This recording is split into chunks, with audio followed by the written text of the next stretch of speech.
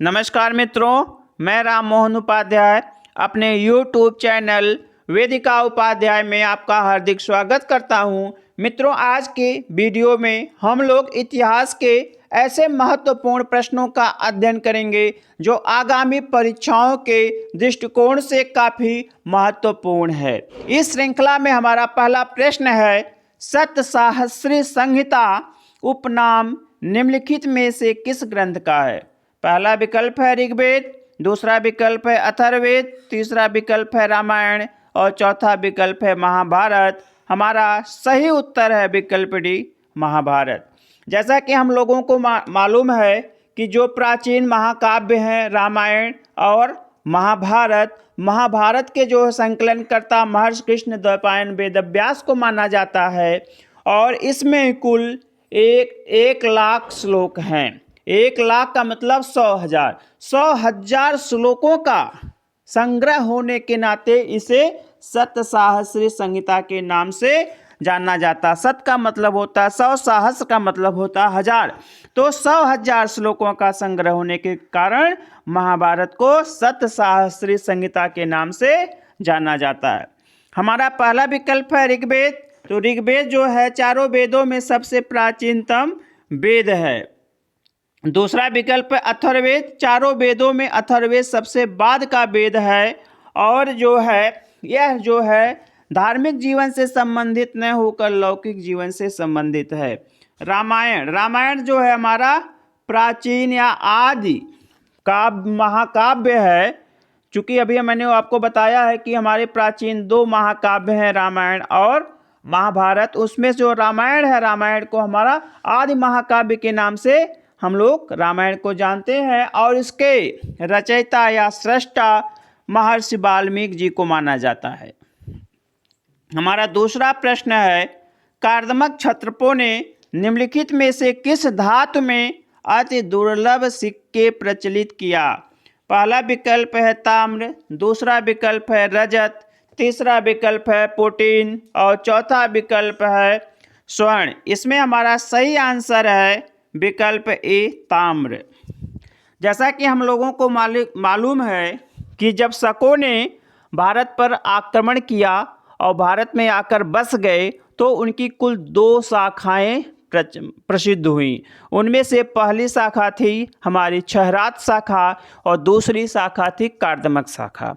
तो जो कार्दमक शाखा है उसके जो भारत में जो उसका फाउंडर है वह चेस्टन को माना गया है। इसलिए जो है कार्दमक शाखा को जो है चेस्टन वंश के नाम से भी जाना जाता है और यह शाखा मुख्य रूप से मालवा और सौराष्ट्र में शासन करती थी। तो इनसे संबंधित जो है तक्षशिला से एक कॉपर प्लेट लेख प्राप्त हुआ है। तक्षशिला से एक कॉपर प्लेट लेख प्राप्त हुआ है जिसमें अभिरिका नामक सिक्के का उल्लेख प्राप्त हुआ है। तो इसी अभिरिका नामक सिक्का जो है, यह हमारा जो अभिरिका नामक सिक्का है यह ताम्र निर्मित है और यह अभिरिका सिक्का जो है दुर्लभ प्रकार का सिक्का है। तो हमारा सही आंसर होगा विकल्प ए, ताम्र। हमारा तीसरा प्रश्न है, सूची फर्स्ट को सूची सेकंड से सुमेलित कीजिए तथा सूची में दिए गए कूट से सही उत्तर का चयन कीजिए। इसमें पहला है हमारा न्याय दर्शन, दूसरा है मीमांसा दर्शन, तीसरा है सांख्य दर्शन और चौथा है वेदांत दर्शन। सूची सेकंड में है वास्तविक ज्ञान का अभिग्रहण, दूसरा है आत्मज्ञान, तीसरा है वैदिक अनुष्ठान करना और चौथा है तार्किक चिंतन। तो इसमें हमारा जो न्याय दर्शन है, हम लोगों को मालूम है कि जो न्याय दर्शन है उसके प्रवर्तक जो है अक्षपाद गौतम को माना जाता है। अक्षपाद गौतम को जो है न्याय दर्शन का जो है प्रवर्तक माना जाता है और न्याय का शाब्दिक अर्थ होता है तर्क। न्याय का शाब्दिक अर्थ होता है तर्क। तो इस प्रकार से जो है न्याय दर्शन का जो है जो मतलब है इसमें तार्किक चिंतन से है। किससे है? तार्किक चिंतन से न्याय दर्शन संबंधित है। जो हमारा मीमांसा दर्शन है, मीमांसा दर्शन न्याय का हो गया तार्किक चिंतन। मीमांसा दर्शन जो है यह मुख्य रूप से जो हमारा मीमांसा दर्शन है यह वैदिक धर्म से संबंधित है। किससे संबंधित है? वैदिक धर्म से संबंधित है। तो मीमांसा को भी दो रूपों में माना जाता है, एक पूर्व मीमांसा, एक उत्तर मीमांसा। तो जो मीमांसा पूर्व मीमांसा है उसे वास्तविक मीमांसा माना जाता है। तो मीमांसा का अर्थ हो जाएगा वैदिक अनुष्ठान करना। इसके बाद आता है सांख्य दर्शन। सांख्य दर्शन के जो प्रवर्तक है कपिल जी को माना जाता है। और सांख्य दर्शन जो है वास्तविक ज्ञान को स्वीकार करता है। सांख्य दर्शन किसको स्वीकार करता है? वास्तविक ज्ञान को स्वीकार करता है। और हमारा जो वेदांत दर्शन है, वेदांत दर्शन मुख्य रूप से उपनिषदों से संबंधित है। और जो उत्तर मीमांसा है, उत्तर मीमांसा है, उसी को मुख्य रूप से जो है हमारा वह उत्तर मीमांसा जो है वह मुख्य रूप से जो है वेदांत दर्शन से संबंधित है। और इसमें जो है आत्मज्ञान की चर्चा होती है। कर्म कांडों के स्थान पर जो है, चूँकि हमारा जो है पूर्व मीमांसा है वहाँ पे किसकी चर्चा होती है? कर्मकांडों की चर्चा होती है। और हमारा जो वेदांत दर्शन है जिसे हम उत्तर मीमांसा कहते हैं, वहाँ पे कर्मकांडों के स्थान पर ज्ञान का विवेचन उसमें मिलता है। इसलिए वेदांत दर्शन हो जाएगा आत्मज्ञान से संबंधित। तो हमारा सही आंसर हो जाएगा ए का होगा 4। ए में 4 केवल जो है विकल्प बी सही है, केवल विकल्प बी सही है। इसलिए हमारा सही उत्तर हो जाएगा विकल्प बी। इसके बाद जो है अगला प्रश्न है, निम्नलिखित में से किन दो शासकों के मध्य 17 मई 1540 में कन्नौज के पास युद्ध हुआ? इसमें हमारा पहला विकल्प है हुमायूं एवं सुल्तान मोहम्मद नुहानी, दूसरा विकल्प है शेरशाह एवं हुमायूं, तीसरा विकल्प है शेरशाह एवं हुमायूं, और चौथा विकल्प है मोहम्मद शाह एवं हुमायूं। तो मित्रों इसमें हमारा सही आंसर है विकल्प बी शेरशाह एवं हुमायूं। इसमें जो विकल्प सी है जो है 2 बार रिपीट हो गया है बी और सी। तो शेरशाह एवं हुमायूं काट दीजिए यहाँ पे, शेरशाह एवं कामरान या कोई अन्य नाम आप रख सकते हो, क्योंकि हमारा विकल्प बी सही है, शेरशाह एवं हुमायूं। 17 मई 1540 को जो है कन्नौज या बिलग्राम, इसे जो है बिलग्राम का भी युद्ध कहते हैं, बिलग्राम के युद्ध के नाम से भी जाना जाता है। और यह जो है मुगल बादशाह हुमायूं एवं जो है अफगान शासक शेरशाह के मध्य हुआ था, जिसमें शेरशाह विजयी हुआ और हुमायूं को अपनी जान बचाकर भागना पड़ा। इस प्रकार से जो है हमारा अगला प्रश्न है, निम्नलिखित में से किस प्रमुख कारण से महात्मा गांधी ने 1922 ईस्वी में असहयोग आंदोलन को वापस ले लिया था? पहला विकल्प है अधिकांश नेता गिरफ्तार कर लिए गए थे, यह गलत है। दूसरा विकल्प है अंग्रेज पार्टी की मांगे मानने के लिए तैयार हो गए थे, यह भी गलत है। तीसरा विकल्प है उन्हें आंदोलन की सफलता की कोई संभावना नहीं दिखाई पड़ी, यह भी विकल्प गलत है। चौथा विकल्प है चौरी चौरा में हुई हिंसा, चौरी चौरा में हुई हिंसा, यह जो है पूर्ण रूपेण सही है। जब असहयोग आंदोलन अपने चरम पे था गांधी जी के नेतृत्व में, उसी समय क्या हुआ कि वर्तमान, कभी कभी प्रश्न आता है चौरी चौरा कहाँ पे स्थित है, तो चौरी चौरा कहाँ पे स्थित है? उत्तर प्रदेश के गोरखपुर जिले में, गोरखपुर जिले में चौरी चौरा स्थित है। चूँकि गांधी जी ने जो है असहयोग आंदोलन में एक मूल मंत्र दिया था अहिंसा, इस जो है यह आंदोलन पूर्ण रूपेण अहिंसक आंदोलन होगा, लेकिन गोरखपुर में चौरी चौरा नामक स्थान पर जो है भीड़ ने जो है हिंसक रूप धारण कर लिया और एक थाने में आग लगा दिया, जिसमें 22 पुलिसकर्मी वाले जो है जलकर मर गए। इससे जो है इस घटना से गांधी जी बहुत दुखित हुए और उन्होंने तुरंत 12 फरवरी 1922 12 फरवरी 1922 को जो है असहयोग आंदोलन को वापस ले लिया। यह तिथि भी काफ़ी पूछी जाती है, कभी कभी पूछ लिया जाता है चौरी चौरा कांड कब हुआ था, तो 5 फरवरी को हुआ था। 5 फरवरी 1922 को हुआ था यह। तो इसमें जो सही उत्तर है चौरी चौरा में हुई हिंसा। हमारा अगला प्रश्न है, गदर पार्टी से निम्नलिखित में कौन संबंधित नहीं थे? पहला विकल्प है लाला हरदयाल, दूसरा विकल्प है पंडित रामचंद्र, तीसरा विकल्प है बरकतुल्लाह, चौथा विकल्प है खुदीराम बोस। तो इसमें जो है सही आंसर है खुदीराम बोस। खुदीराम बोस जो है गदर पार्टी से संबंधित नहीं थे। लाला हरदयाल थे, पंडित रामचंद्र थे, बरकतुल्लाह थे, लेकिन खुदीराम बोस जो है गदर पार्टी से संबंधित नहीं थे। गदर पार्टी की स्थापना जो है जून 1913 में हुई थी। जून 1913 में हुई थी और अमेरिका के सैन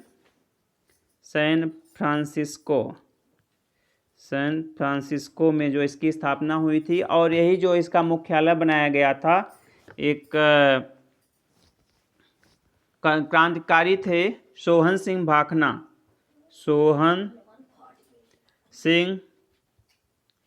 भाखना या भाकना दोनों लिखा मिलता है, सोहन सिंह भाखना। तो सोहन सिंह भाखना ने जो है हिंदुस्तान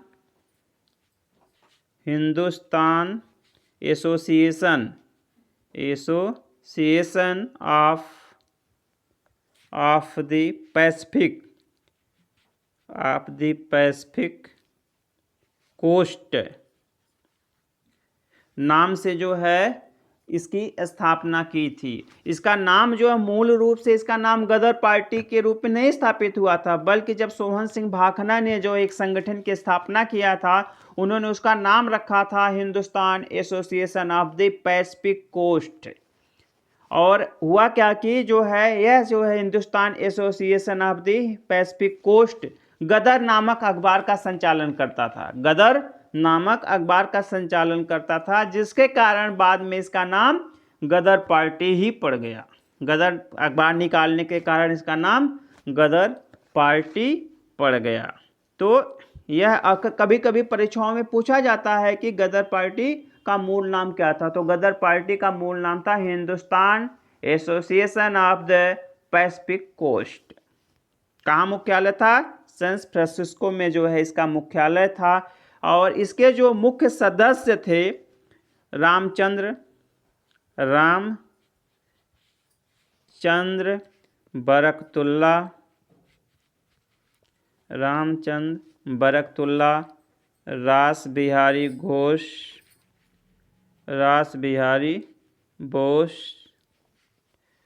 राजा महेंद्र प्रताप,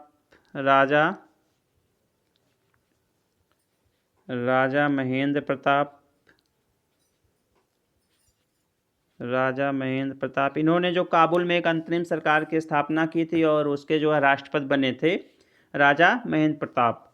अब्दुल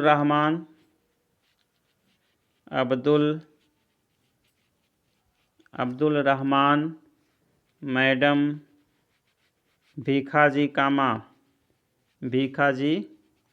कामा, जिन्हें भारतीय क्रांति की जननी कहा जाता है। मैडम भीखाजी कामा को क्या कहा जाता है? भारतीय क्रांति की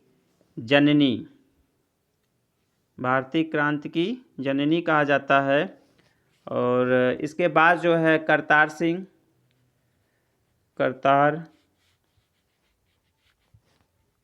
सिंह, भाई परमानंद एक बार आप लोग इसको नोट कर लीजिएगा, महत्वपूर्ण है। पंडित काशीराम, पंडित काशी राम, ये जो है इसके महत्वपूर्ण सदस्य थे। हमारा अगला प्रश्न है, निम्नलिखित में से कौन सा सुमेलित नहीं है? पहला है विद्रोह वर्ष दिया है, विद्रोह, और दूसरे जो है टेबल में दिया हुआ वर्ष। नील विद्रोह, नील विद्रोह दिया है 1859-60, पूर्ण रूपेण सही है। नील विद्रोह कब हुआ था? 1859-60 में जो है नील विद्रोह हुआ था। इसके बाद जो है हमारा है जयंतिया विद्रोह। जयंतिया विद्रोह जो है दिया है 1860-63, यह भी जो है पूर्ण रूपेण सही है, क्योंकि 1800 जो है लगभग 40 जो है 1832 से 1865 तक जो है जयंतिया विद्रोह हुआ था। इसके बाद जो है कुकी विद्रोह, कुकी विद्रोह का समय दिया है 1860 से 1890, ये भी जो है पूर्ण रूपेण सही है, क्योंकि जो है 1844 से 1890 तक लगभग कुकी विद्रोह हुआ था। इसके बाद जो है कूका विद्रोह, कूका विद्रोह जो है दिया है 1832 से 1834, यह जो है सही नहीं है। कूका विद्रोह जो है 1840 से 1872 तक इसका जो है समय माना जाता है। 1840 में जो है 1840 में भगत जवाहर ने जो है इस विद्रोह का प्रारंभ किया था पंजाब में। पहले यह विद्रोह जो एक धार्मिक विद्रोह था और बाद में एक राजनीतिक विद्रोह का रूप धारण कर लिया। प्रश्न जो है परीक्षाओं में भी पूछा जाता है। राम सिंह कूका का नाम काफ़ी पूछा जाता है, भगत जवाहर का नाम पूछा जाता है, यह सब जो है कूका विद्रोह से संबंधित। तो हमारा इसमें सही आंसर होगा कूका विद्रोह 1832 से 34, जबकि यह वास्तविक रूप से गलत है। इसमें पूछा है क्या, सही नहीं है। इसके बाद हमारा अगला प्रश्न है, निम्नलिखित नेताओं में से किसने कहा मैं तो एक भारतीय नगाड़ा हूं जिसका कार्य सोते हुए को जगाना है ताकि वे अपने मातृभूमि के लिए जागें और कार्यरत हो सकें। यह किसका कथन है? तो इसमें जो है पहला विकल्प है बाल गंगाधर तिलक, दूसरा विकल्प है महात्मा गांधी, तीसरा विकल्प है सरोजनी नायडू और चौथा विकल्प है एनी बेसेंट। इसमें जो है सही आंसर है विकल्प D, Annie Besant. Annie Besant ने एक पत्रिका लिखी थी जागो भारत,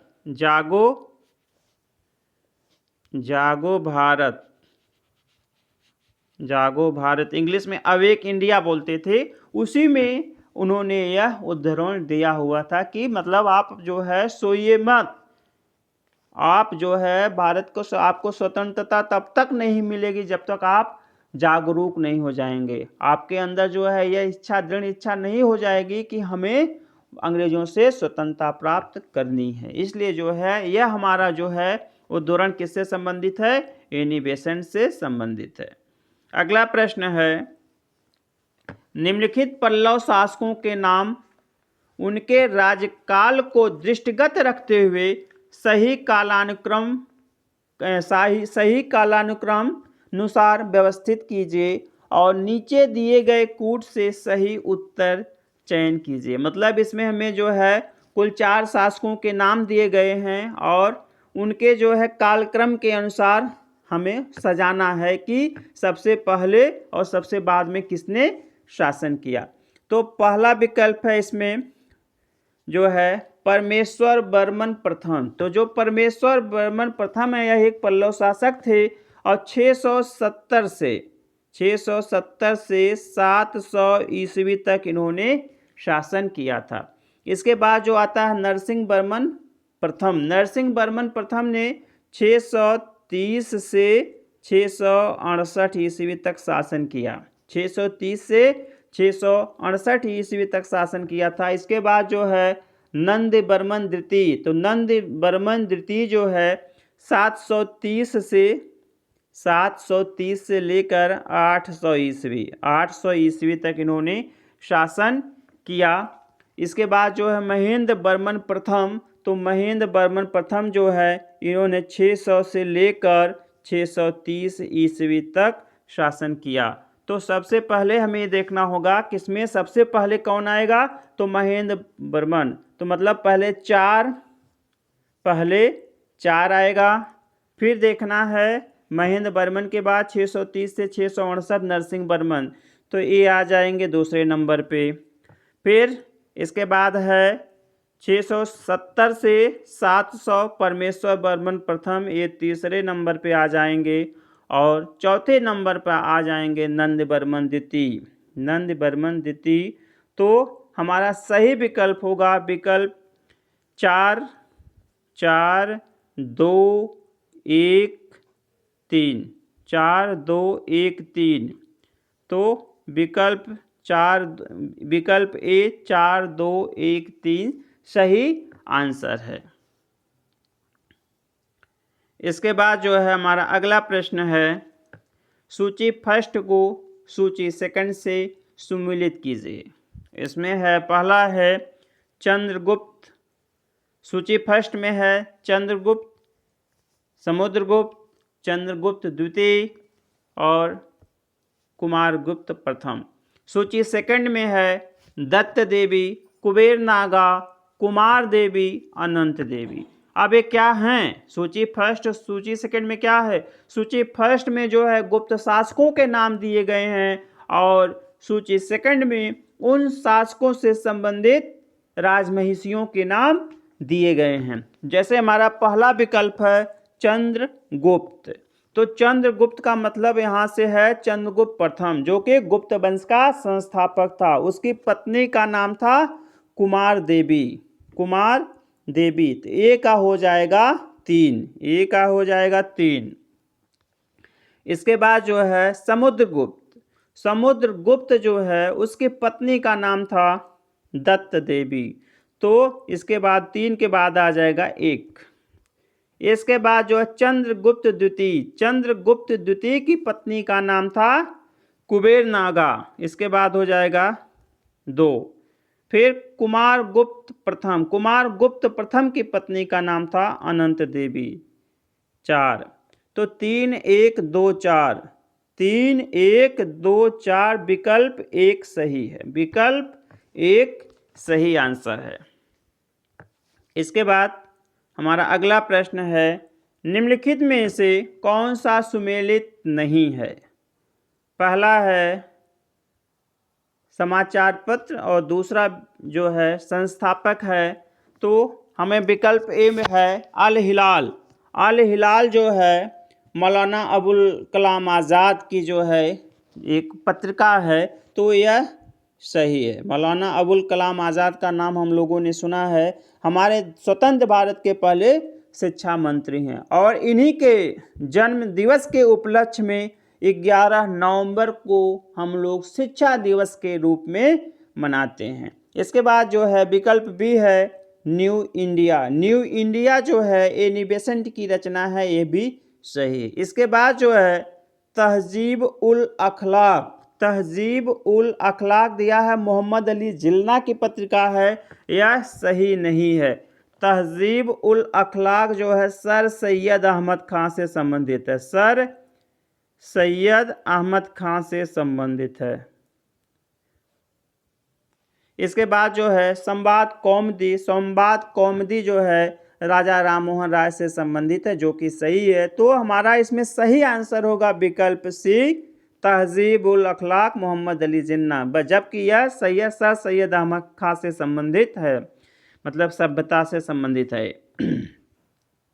अगला है सूची फर्स्ट को सूची सेकंड से सुमेलित कीजिए। तो सूची फर्स्ट में है ताजुल मासिर, दूसरा है खजाइन फतूह, तीसरा है तारीख़ मुबारक शाही और चौथा है फतवा ए जहादरी, फतवा ए जहादरी। तो इसमें जो है हमारा सही आंसर होगा ताजुल मासिर जो है हसन निजामी से संबंधित है, हसन निजामी से संबंधित है। तो ए में हो जाएगा 2, विकल्प ए में हो जाएगा 2 खजाइन उल फुतूह, खजाइन उल फुतूह जो है अमीर खुसरो से संबंधित है, तो 2-3। तारीख़ मुबारक शाही जो है याहिया बिन अहमद सरहिंदी से संबंधित है, तो हमारा जो है इसके बाद जो है 4 आएगा, 2, 3, 4।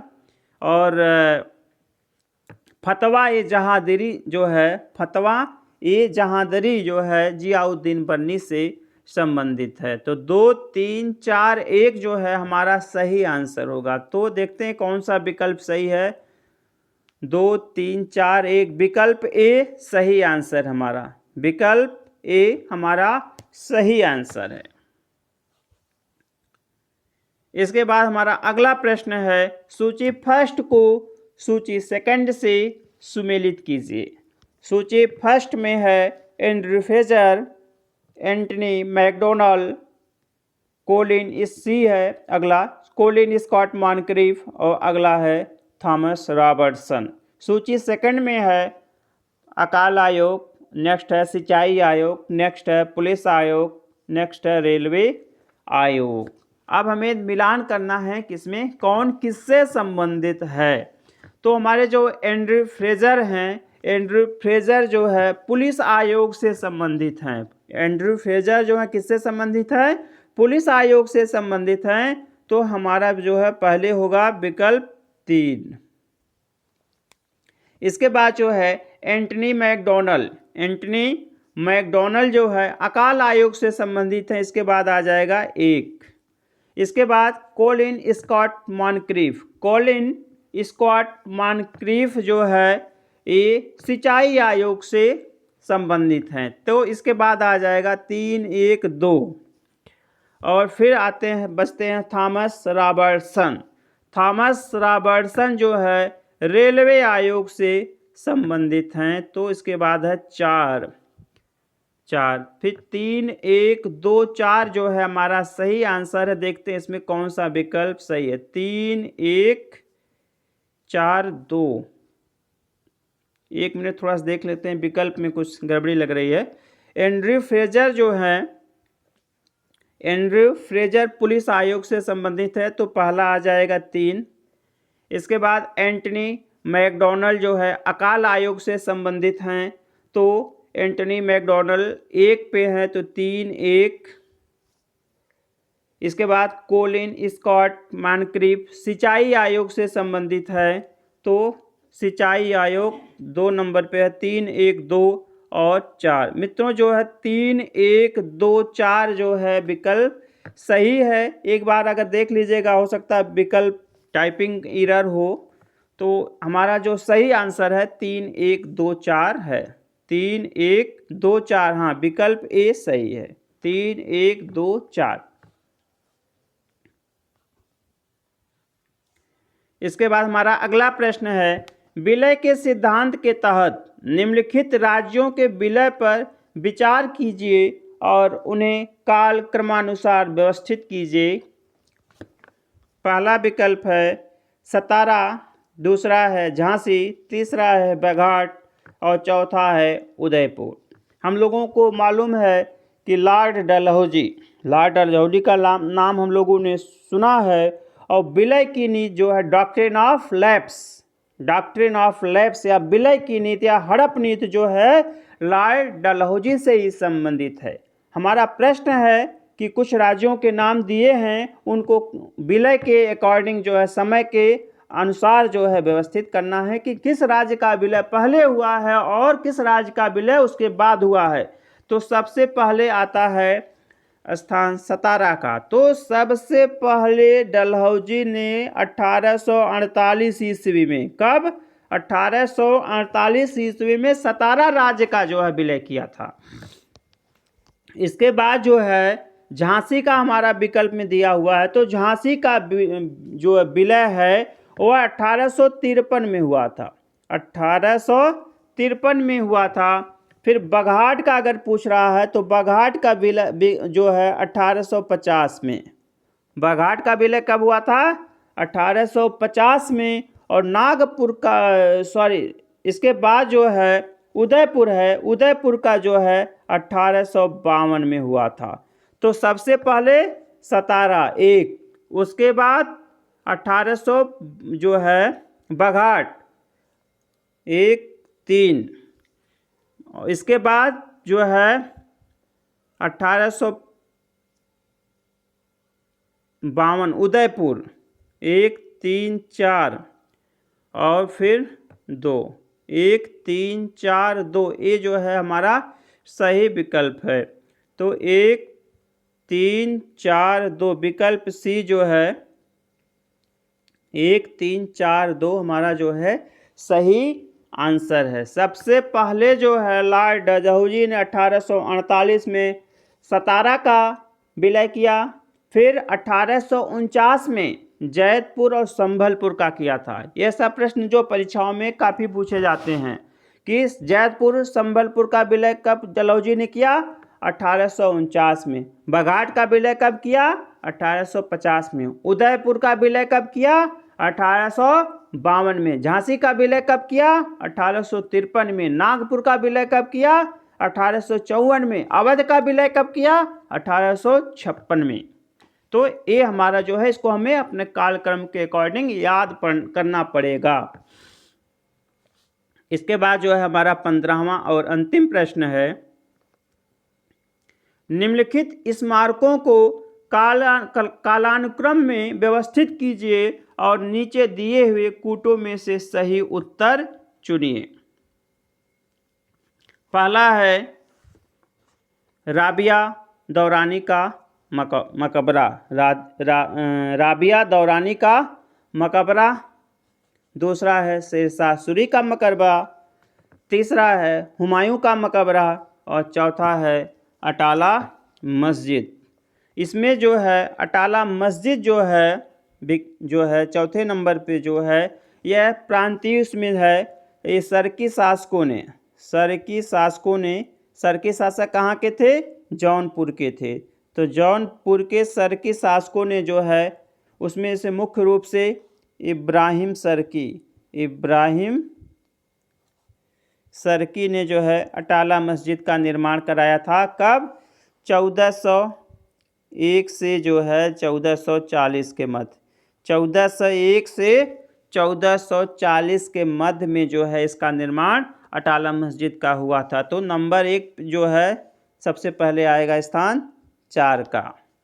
इसके बाद जो है आता है शेरशाह सूरी का मकबरा। विकल्प दो है शेरशाह सूरी का मकबरा जो है शेरशाह जो है सासाराम में अपना स्वयं का मकबरा बनवाया हुआ था। और शेरशाह का मकबरा जो लगभग 1550 के आसपास जो है बना हुआ था। 1550 के आसपास शेरशाह सूरी का मकबरा बनाया गया था। इसके बाद जो है हुमायूं का मकबरा। हुमायूं का मकबरा जो है हुमायूं की मृत्यु के काफ़ी बाद बनवाया गया था। हुमायूं की एक पत्नी थी, उसका नाम था हाजी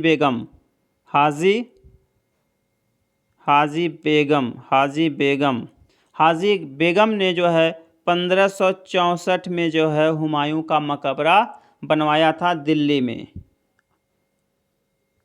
में। यह प्रश्न जो है परीक्षाओं में काफ़ी आता है कि हुमायूं का मकबरा कहाँ स्थित है। तो हुमायूं का मकबरा कहाँ है, दिल्ली में स्थित है। हुमायूं के मकबरे का निर्माण किसने करवाया था, हाजी बेगम ने कराया था। एक प्रश्न ये भी आता है कि जो है हुमायूं का जो मकबरा है उसका मुख्य वास्तुकार कौन था। हुमायूं के मकबरे का वास्तुकार कौन था। तो मीरक मिर्जा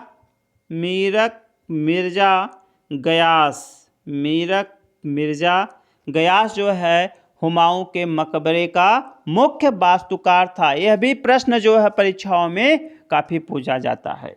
तो इसके बाद हम लोगों का हो गया हुमायूं का मकबरा। और फिर आता है राबिया दौरानी का मकबरा। राबिया दौरानी का मकबरा भी काफ़ी प्रसिद्ध है। यह औरंगाबाद में स्थित है। कहाँ पे, औरंगाबाद में स्थित है। औरंगाबाद कहाँ पे है, औरंगाबाद महाराष्ट्र में है। कहाँ पे है, महाराष्ट्र में है, जहाँ पे अजंता की गुफाएं हैं। तो जो हमारा ये जो है राबिया उद दौरानी का मकबरा है, इसका निर्माण जो है औरंगजेब ने करवाया था। इसका निर्माण किसने करवाया था? औरंगजेब ने कराया था। क्यों करवाया था? अपनी पत्नी राबिया दौरानी की स्मृति में करवाया था। ठीक है, राबिया दौरानी की जो है उसकी पत्नी थी और उसकी स्मृति में जो है औरंगाबाद में, महाराष्ट्र के औरंगाबाद में जो है औरंगजेब ने एक मकबरे का निर्माण कराया था, जिसे हम बीबी के मकबरे के नाम से भी जानते हैं। आता है प्रश्न, बीबी का मकबरा कहाँ स्थित है? तो बीबी का मकबरा राबिया उद दौरानी के मकबरे को ही कहा जाता है बीबी का मकबरा। बीबी का मकबरा, इसको जो है द्वितीय ताजमहल भी कहते हैं। द्वितीय ताजमहल के नाम से भी जाना जाता है। तो यह सब हम लोगों को जानना चाहिए और परीक्षाओं में हमेशा पूछा जाता है इससे संबंधित प्रश्न। तो हमें जो है अब इन चारों का जो है मिलान करना है। हाँ, कुछ इतिहासकार जो है राबिया उद दौरानी के मकबरों के जो द्वितीय ताजमहल कहते हैं, उसे कहते हैं ताजमहल की फूहड़ नकल। ताजमहल की फूहड़ नकल के नाम से भी जाना जाता है उसे। तो हमारा जो है इसमें क्रम है, नंबर 1 पे आ जाएगा अटाला मस्जिद, नंबर 1 पे आ जाएगा, मतलब यहाँ पे क्रम हो जाएगा 4, फिर हो जाएगा 2 शेरशाह का मकबरा, फिर आ जाएगा 3, फिर आ जाएगा 1। तो 4, 2, 3, 1 विकल्प बी जो है, विकल्प बी जो है हमारा सही आंसर है।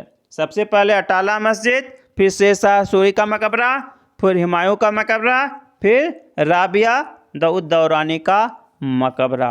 तो मित्रों, आज की वीडियो हम यहीं पर समाप्त करते हैं और आशा करता हूँ कि यह वीडियो जो है आप लोगों को पसंद आएगा और आगामी परीक्षाओं में आपकी महत्वपूर्ण जो है आपकी परीक्षा में, आपकी सफलता में महत्वपूर्ण भूमिका निभाएगा। मित्रों, वीडियो समाप्त करने से पूर्व आपसे मेरा अनुरोध है कि अगर आप मेरे चैनल पे पहली बार आए हैं तो वीडियो को सब्सक्राइब करें, लाइक करें, शेयर करें, और अगर आप जो है कई बार जो हमारे चैनल को देख चुके हैं और आपने पहले सब्सक्राइब किया है तो इसे लाइक एवं सब्सक्राइब करें। साथ ही साथ अगर इस वीडियो से संबंधित, चैनल से संबंधित आपके मन में कोई सुझाव हो, कोई मार्गदर्शन हो तो वह कमेंट बॉक्स में अवश्य बताइएगा। बहुत बहुत धन्यवाद।